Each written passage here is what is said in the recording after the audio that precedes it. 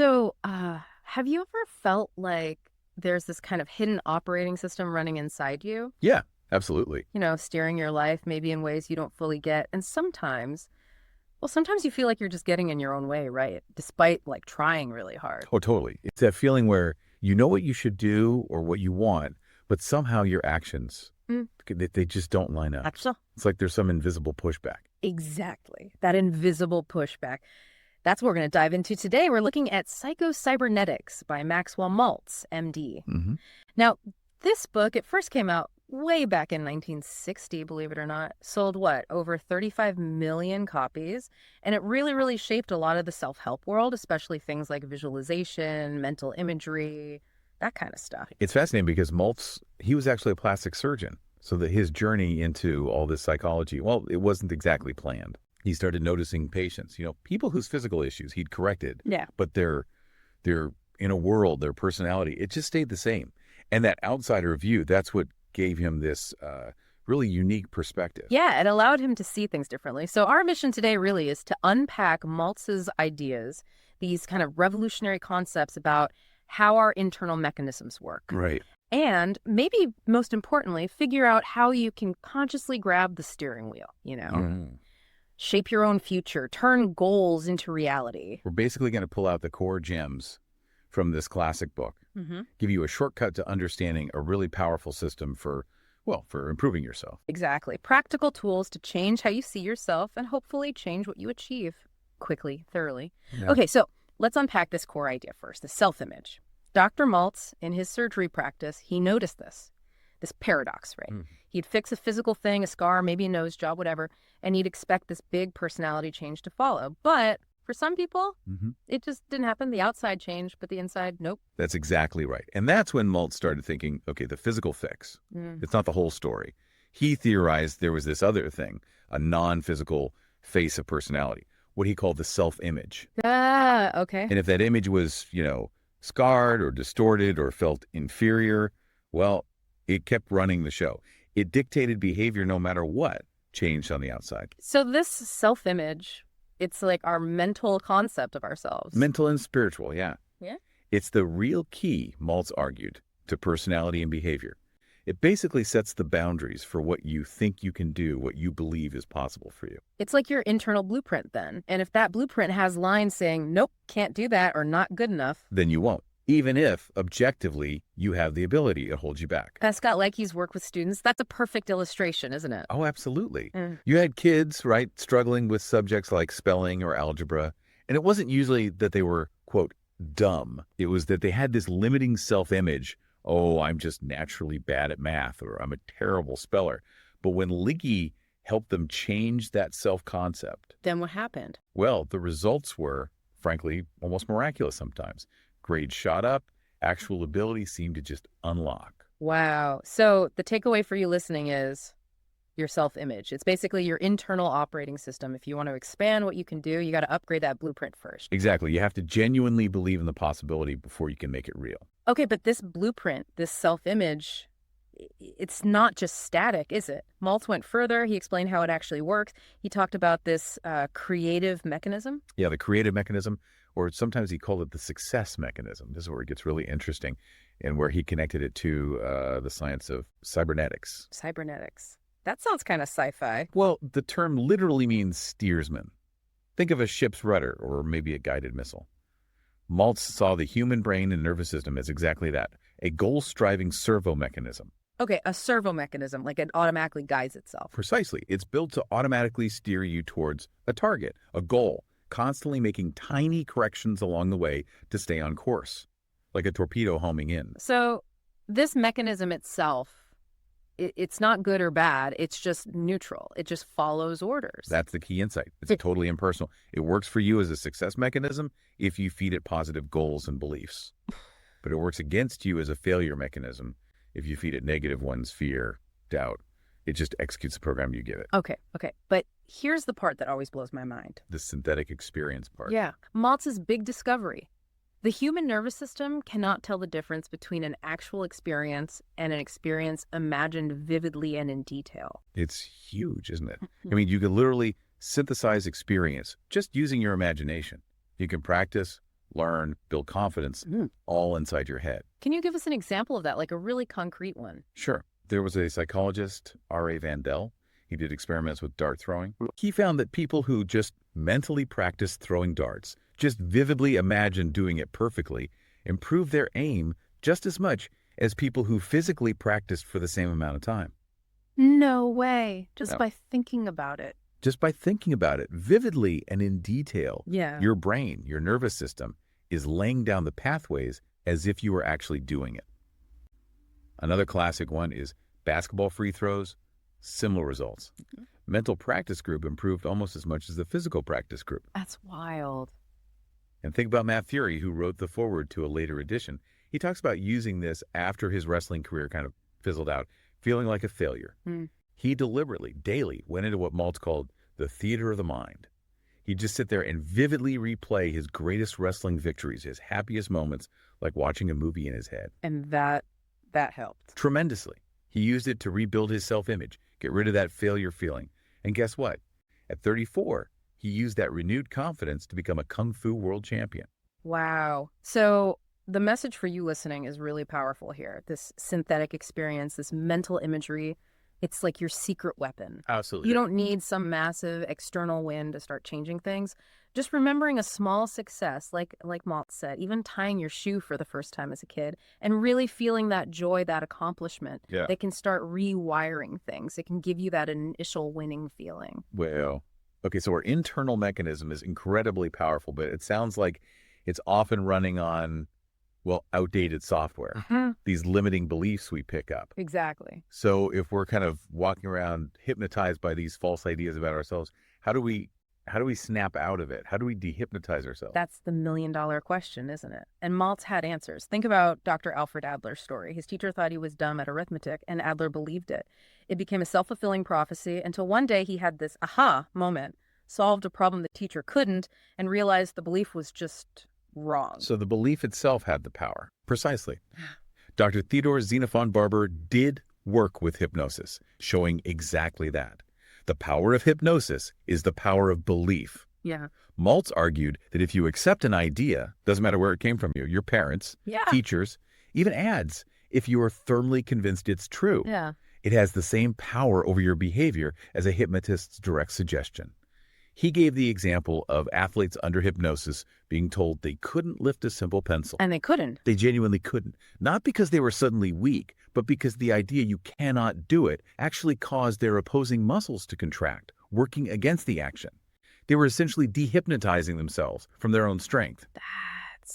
That's a really powerful, kind of scary thought, that we do that to ourselves. So how do we fight back? How do we feed this mechanism the right stuff, the true facts? Maltz really emphasized conscious, rational thought here. It wasn't about deep Freudian analysis or digging up the unconscious endlessly. It was about deliberately, consciously feeding your automatic mechanism true facts and better beliefs. Like, stop beating yourself up for past mistakes.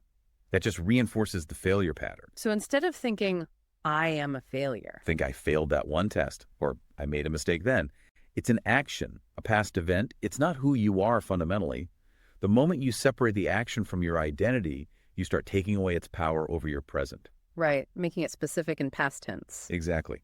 And Maltz gave some really practical rules for freeing up what he called your creative machinery. These weren't complicated psychological exercises, more like principles for managing your focus and emotional energy. Okay, like what? Can you give us a couple? Sure. One big one was essentially worry before you bet, not after the wheel starts turning. Okay. What does that mean in practice? It means do your planning, your analysis, feel all the anxiety you need to while deciding. But once you've made the decision, once the bet is placed, you have to consciously, deliberately dismiss absolutely all responsibility and care about the outcome, as William James put it. Let the mechanism take over. Don't second guess endlessly. That sounds difficult, but freeing. It is. It stops you from mentally jamming the gears with worry after the fact. Another key one was do one thing at a time. Oh, the classic multitasking myth. Right. Maltz said trying to juggle too much mentally leads to nervousness, hurry, and anxiety. Use the image of an hourglass. Tasks come to us one grain at a time in single file. Feed your success mechanism one problem, one goal at a time. Let it work efficiently. It's like mental decluttering, isn't it? Taking things one step at a time. Absolutely. And that extends to other things too, like not letting emotional baggage from one situation spill into the next. Being grumpy with your family because work was stressful. Yeah, that emotional carryover. You got to learn to just pause, mentally wipe the slate clean for the next interaction. And maybe surprisingly simple but powerful, sleep on it. The old advice. Does it really work? Maltz thought so. Great ideas, solutions often pop up when the conscious mind relaxes its grip. Think of Edison napping or Darwin having sudden insights. Let the automatic mechanism work overnight. And finally, practice relaxation while you work. Consciously recall feelings of relaxation periodically. It combats fatigue, helps you handle pressure better. Remember, your muscles literally can't stay tense if you're truly relaxed. So the message here is you really do have the power to break free from those old limiting beliefs. You have to question them, maybe even get a little angry about how they've held you back. Right. Get indignant. And then consciously, deliberately choose new, empowering beliefs to feed that mechanism.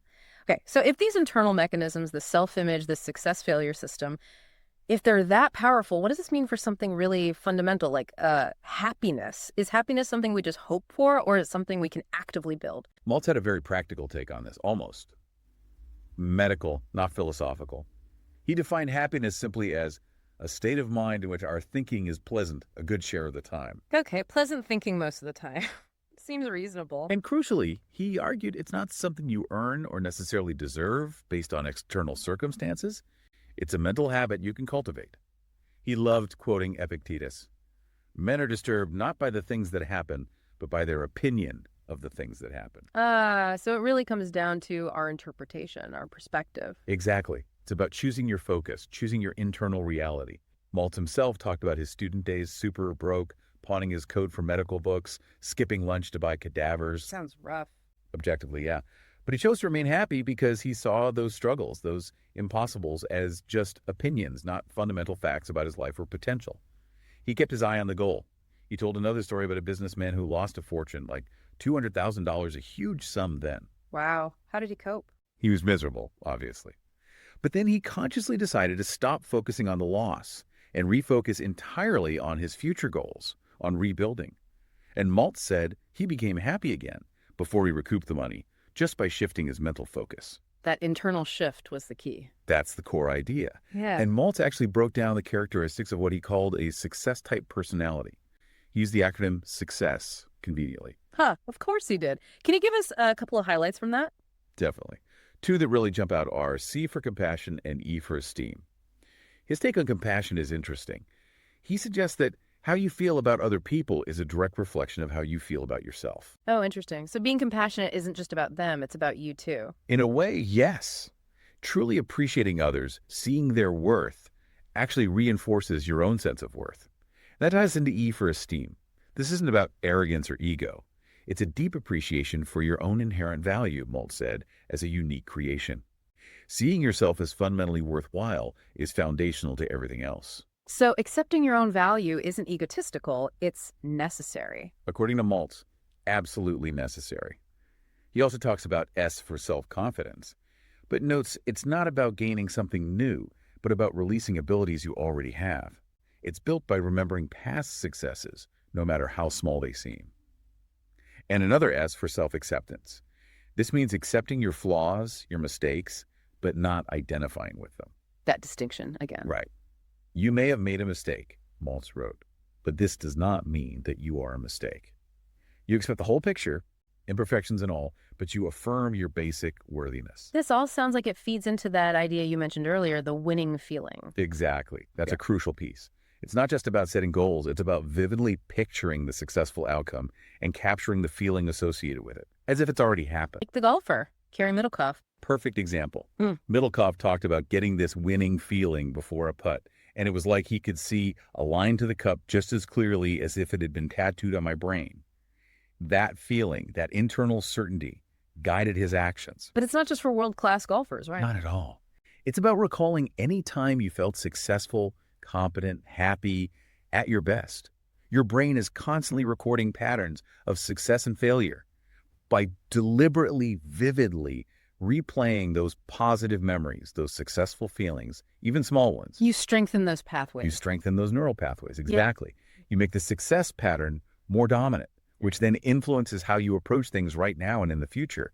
You actively cultivate happiness and that winning feeling. Okay, this is all incredibly empowering for setting goals, building confidence, even cultivating happiness. But, life throws curveballs. Things get tough. What about crises? What about just getting older, facing challenges?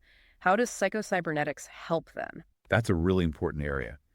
Maltz saw a crisis not just as a negative thing, but as a turning point. A fork in the road, he called it. It can either make you or break you. The difference lies in how you react. So it's about the response. It's all about the response. And he offered some practical insights for handling these moments. First, he stressed the importance of practice without pressure.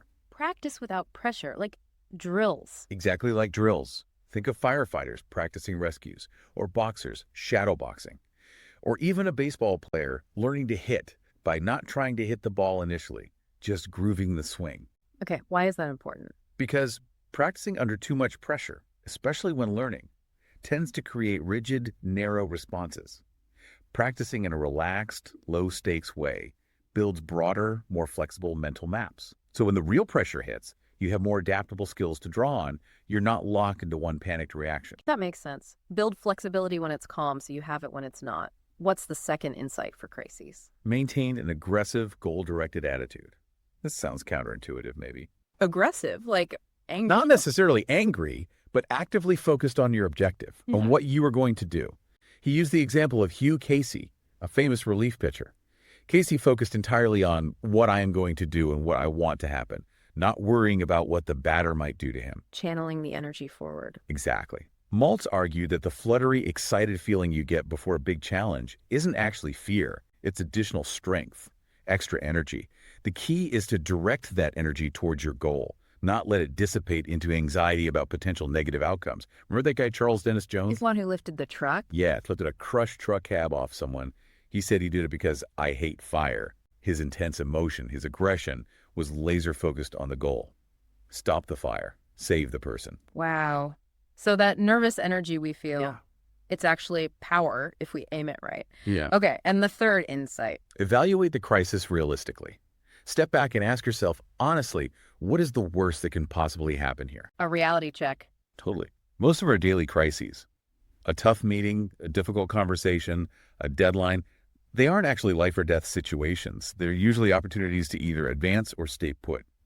We tend to overestimate the danger, make mountains out of molehills, which generates all this anxious energy that doesn't get channeled productively. Right, the jitters without a goal. Exactly. Now, beyond immediate crises, Maltz also talked quite a bit about emotional scars.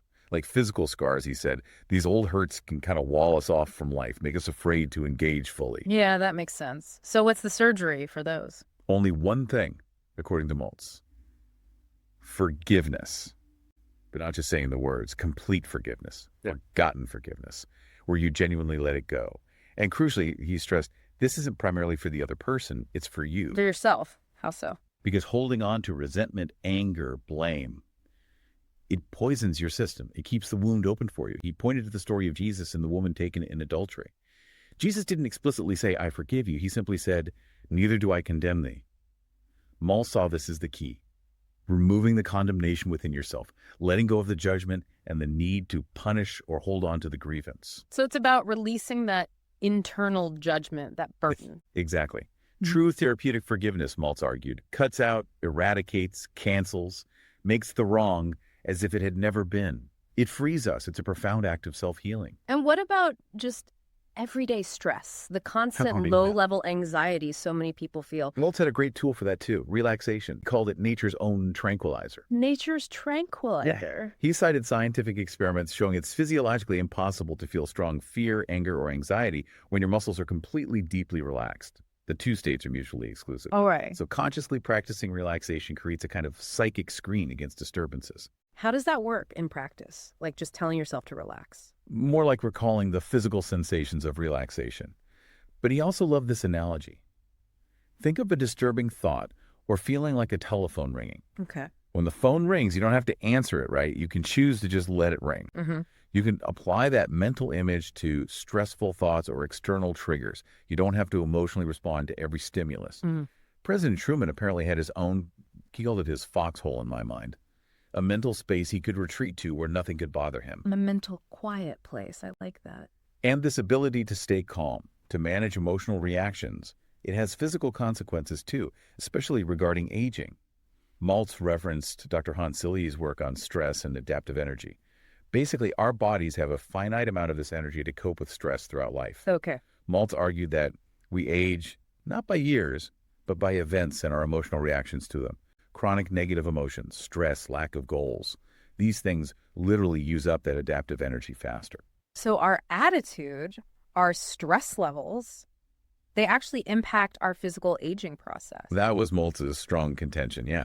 Positive attitudes, having clear goals that give you purpose, managing stress through relaxation, even physical exercise, these things help conserve that vital energy. It might not be the literal fountain of youth, as one forward writer put it, Right. but maintaining that positive inner state, that sense of purpose, it's likely to help keep you alive long enough to witness future breakthroughs, maybe even things like stem cell therapies that could genuinely extend lifespan.